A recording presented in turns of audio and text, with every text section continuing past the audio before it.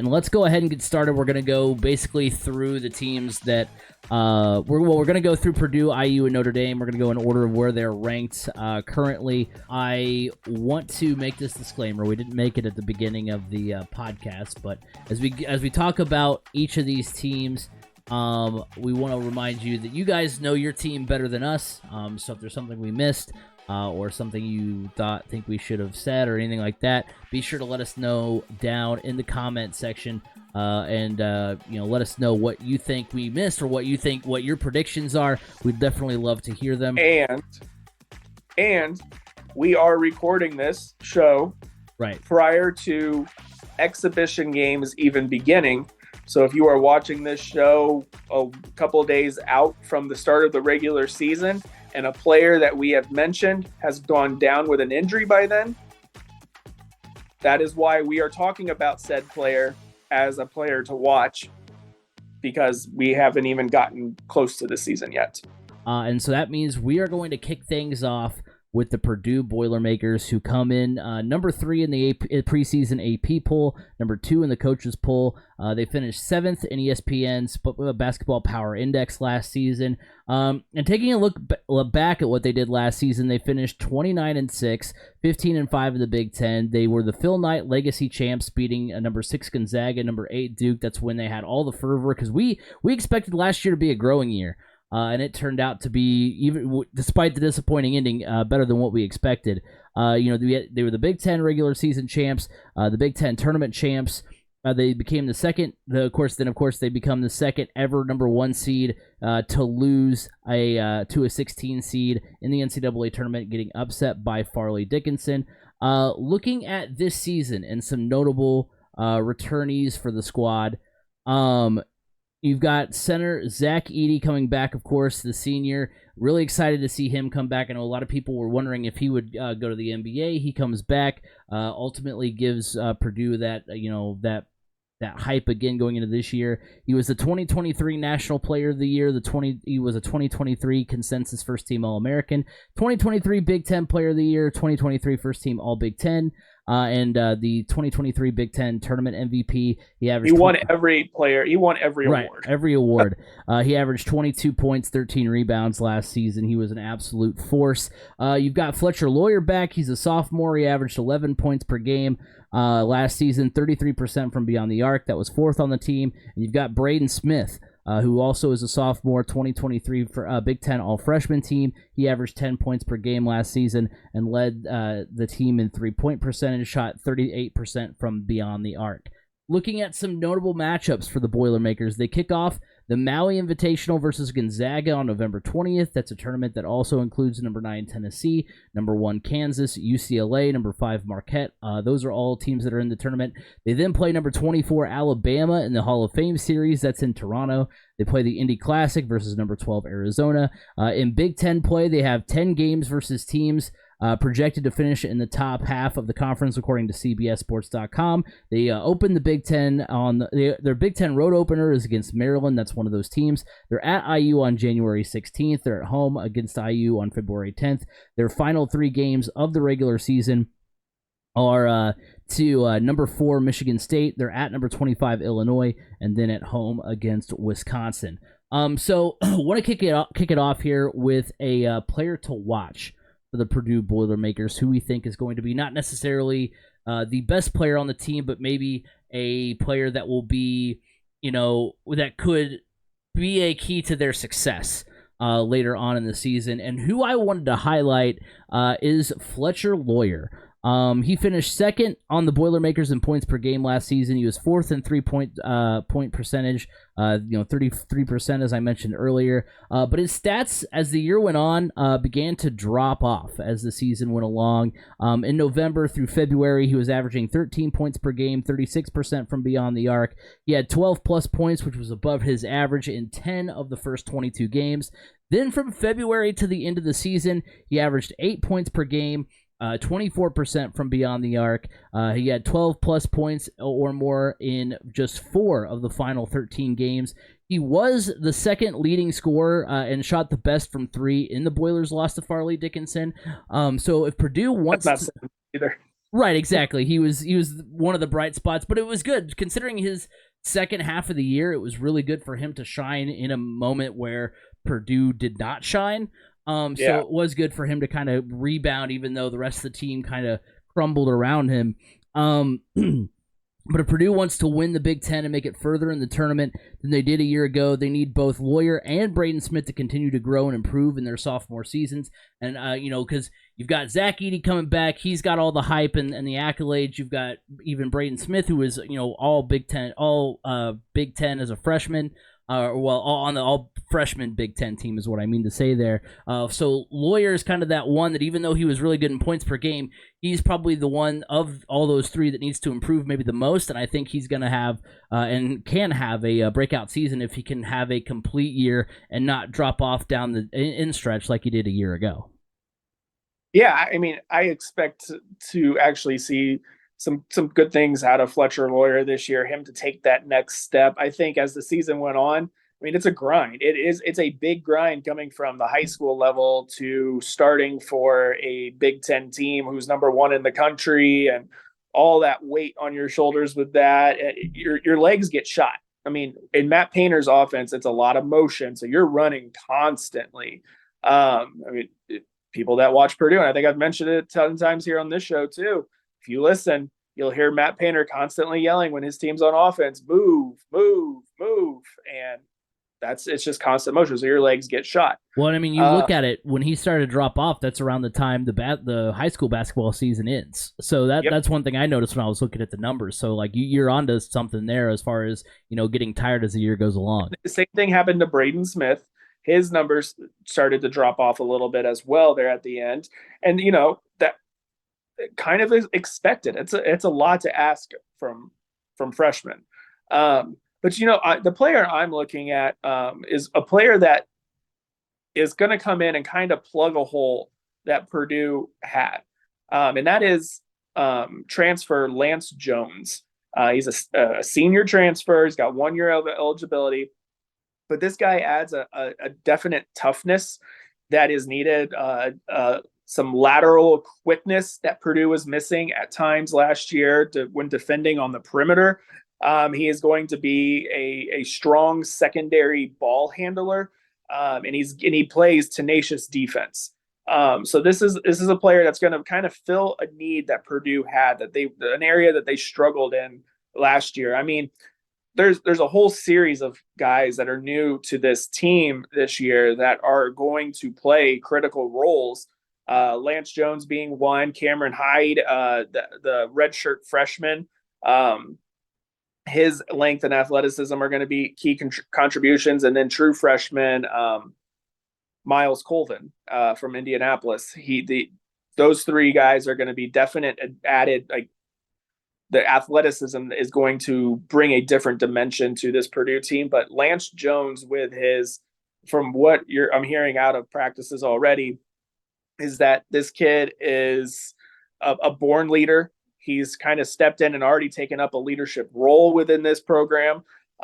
He's showing where he fits, and where he fits is where Purdue needs him. So I'm not expecting huge numbers per se. So when you look at Fletcher Loyer has the ability to take that next step and increase his numbers and be a little bit more consistent, or find himself around that 36 to 38% shooting range or shooting percentage from three. Whereas Lance Jones is not going to be a stat stuffer, but he's going to be that guy that's going to get a lot of the little things done. That he's going to be a reliable player out there on the court and doesn't have to get into a shooting rhythm. He's going to be able to slash it and take it to the hoop.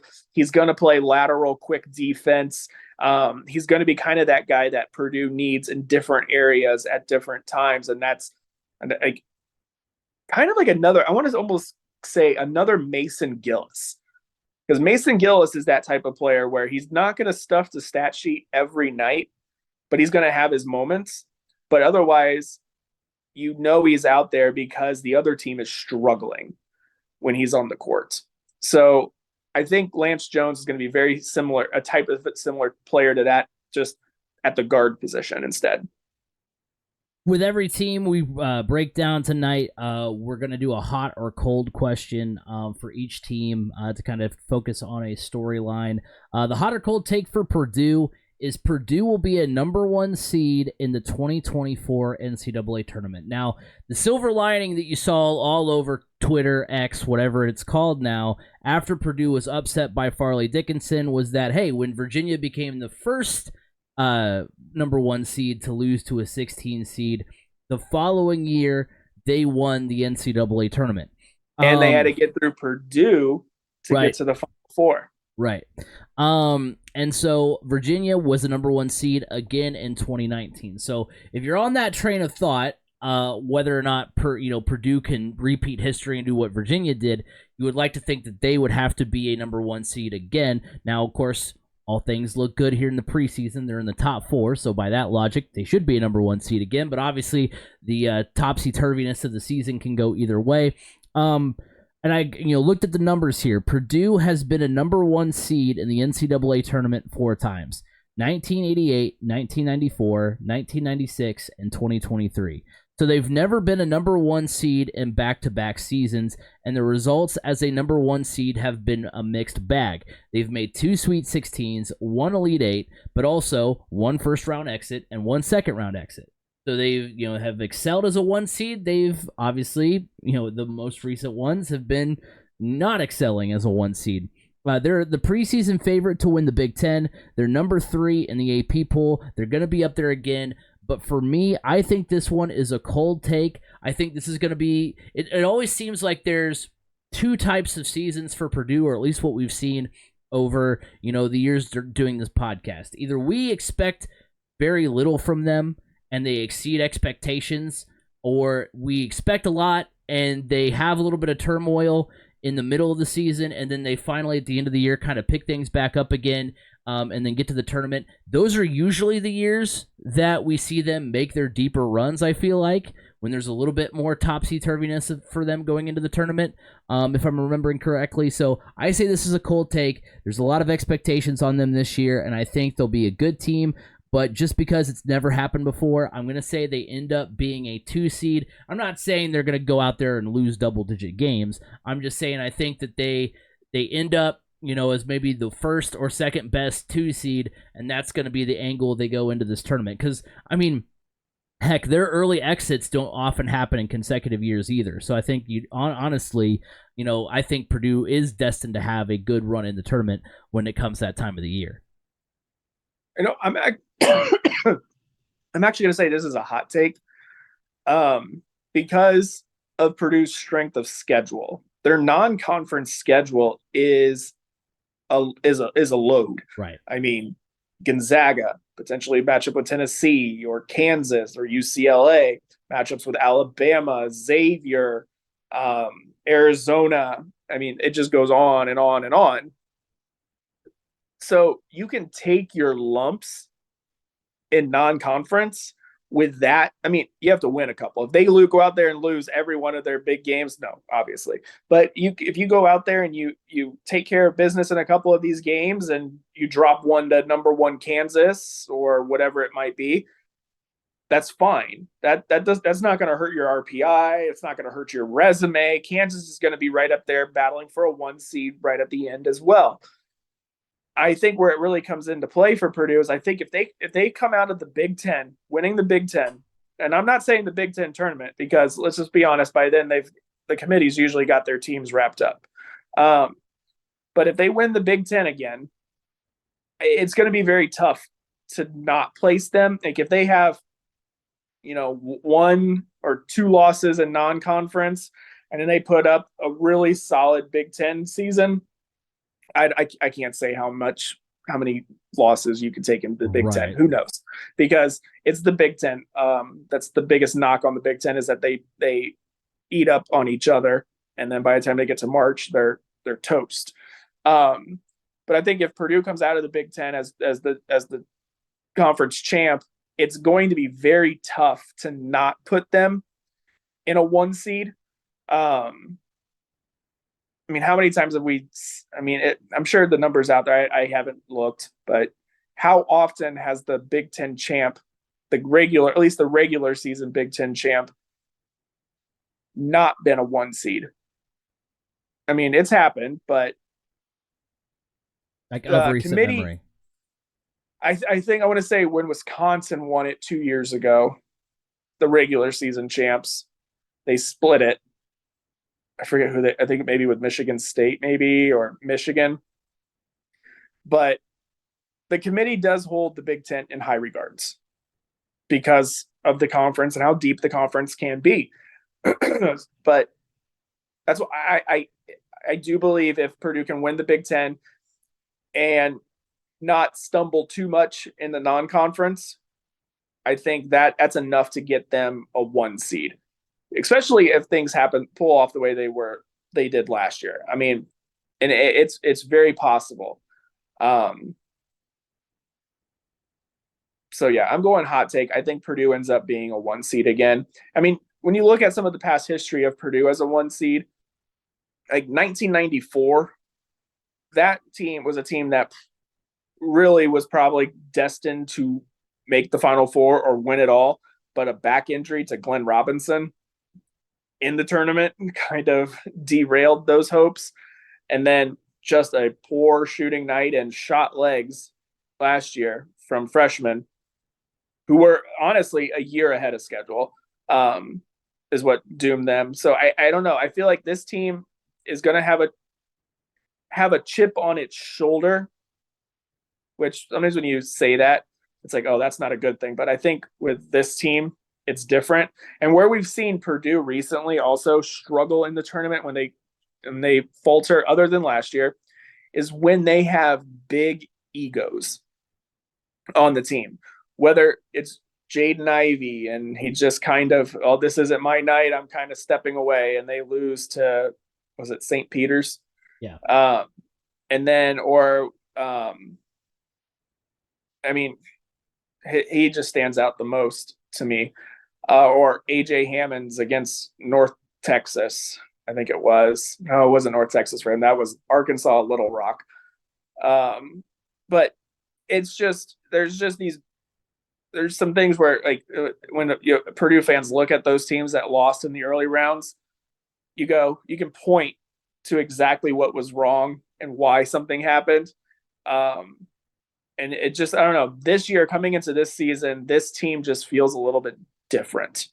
Like, there's no egos. This is probably Matt Painter's first team, including back to last year, that really plays as a cohesive unit and plays into their roles, probably dating back to the Robbie Hummel, Etuan Moore, Juwan Johnson teams, where everybody meshed into their roles together. And if it wasn't for a Robbie Hummel injury, probably could have been a Final Four team. So yeah, I think it's a hot take. This team can be a 1 seed again. You talked about the egos. I think if that scenario plays out for you, where they do win the Big Ten regular season, I think they're going in the tournament with, maybe, I don't know if they want to say their biggest egos, but I mean, you have a player like Zach Edey. You have, I guess they have a chip on their shoulder, but they also, if they come in like, hey, you know what, we told you, we were going to be good again. I think it'd almost be better for them to come in with less expectations. The thing is, though, I don't think anybody is sitting there. I mean, some people are, because they just can't get off the Fairleigh Dickinson loss. Right. I don't think anybody's sitting there saying you're not going to be good. I mean, look, AP poll, I'm number saying 3. if it turns, I'm saying like if they go in, like, because they've got a biggie. Like, I'm saying if they're highly ranked now, there's a lot of expectations on them. If they go and walk through, but if they go in and win the Big Ten, like, they're going to come in with, I think, egos and all the stuff you're mentioning of the teams that have not done well. They don't have that type of player on the team where, I mean, Jaden Ivey was a great player, but Jaden Ivey thought of himself as a great player. And if it just wasn't going his way, he disengaged from it. I don't see that there is not that type of personality on this roster. This is a roster that's built up of Matt Painter type players, where they're high IQ basketball players. They play tough. None of them, I mean, maybe Miles Colvin and Cameron Hyde, but none of them are like the cream of the crop type player. And these guys they're not ones to read their own headlines. These guys are seriously down to earth players that smart players, enjoy the game of basketball. And Matt Painter's not going to let any egos start flying around, which helps. I mean, I think you want them to go into the tournament confident. Right. I don't think there's anything wrong with that. I think last year maybe they kind of went in a little too underconfident. I don't think they were confident enough in themselves last year, because it even showed when you look at how hesitant they were in that first round game to even try to shoot 3-pointers. They just were very hesitant. So I would almost be okay with them coming in and playing confident. Because look, the last time Purdue made a deep run, making it all the way to the Elite Eight and losing to Virginia, that was a confident team. They played with confidence. Went out there and Carson Edwards was a totally different type of basketball player in that tournament. Ryan Klein was a totally different type of basketball player. Grady Eifert. That team came in with a certain level of confidence that you need to have to make a run through March. And they had it. And I think this team could have that as well.